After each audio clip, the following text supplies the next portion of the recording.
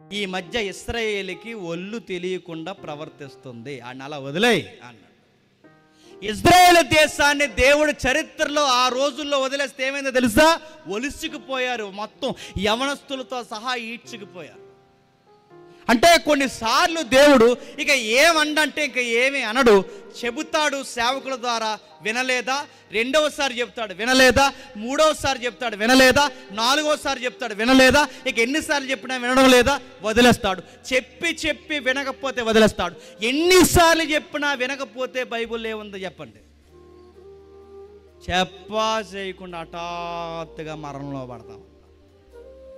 ఒకసారి చెప్తాడు, రెండు సార్లు చెప్తాడు, మూడు సార్లు చెప్తాడు, 4 సార్లు చెప్తాడు, 5 సార్లు చెప్తాడు. ఇక నీకు ఎన్నిసార్లు చెప్పాలి? తోటి విశ్వాసుల ద్వారా చెప్తున్నాడు, తప్పు చేస్తున్నావురా అని. నీ సేవకుడి ద్వారా చెప్తున్నాడు, వాక్యం ద్వారా జాగ్రత్తరా అని. నీ పొరిగింటోళ్ళ ద్వారా చెప్తున్నాడు, జాగ్రత్తరా అని. ఈ రాత్రి లాంటి సభలు నాలాంటి గెస్ట్ స్పీకర్ ద్వారా చెప్తున్నాడు, జాగ్రత్త, వాక్యంలో భయభక్తులు ఉండాలి. ఇన్నిసార్లు చెప్పినా నీ బుర్రకెక్కకపోతే ఒక రోజుకి ఏం చేస్తాడు చెప్పండి? చెప్పడం మానేస్తాడు. ఇక చెప్పడా ఆయన గూర్చి ఇలా రాశాడు బైబిల్. ఏమన్నా తెలుసా? నా ఆత్మ ఎల్లప్పుడూనో చెప్పండి వాదించదు. ఎన్నిసార్లు అడ్వకేట్లా వాదించాలి చెప్పండి? వద్దు వద్దు వద్దు వద్దు. ఎన్నిసార్లు చెప్పాలి నీకు? ఈ రాత్రి నీకు చెప్పట్లేదా? సొలొమోనుకి ఎలాగైతే చెప్పండి, నీకు చెప్పట్లేదా?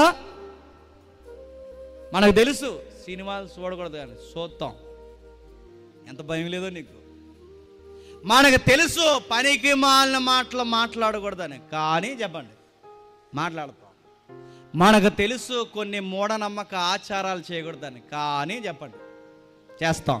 మనకు తెలుసు కొన్ని విషయాల్లో ఇన్వాల్వ్ అవ్వకూడదని, కానీ చెప్పండి ఇన్వాల్వ్ అవుతున్నాం, నడుతున్నాను. ఎన్నిసార్లు చెప్పా? నువ్వు చంటి పిల్లవా, చిన్నోడువా?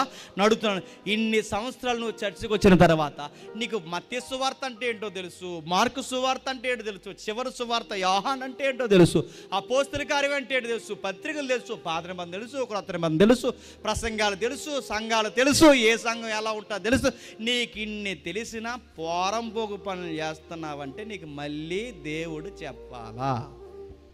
ఇంక చెప్పడు. ఇంకా ఆయన చెబుతాడు చెబుతాడు చెబుతాడు, ఇక ఒక రోజుకి చెప్పడం మానేస్తాడు. చెప్పడం మానేస్తే బైబిల్ ఏముందో తెలుసా? నువ్వు చేసుకున్నదే చెప్పండి నీ నెత్తి మీదకి వస్తుంది అన్నాడు.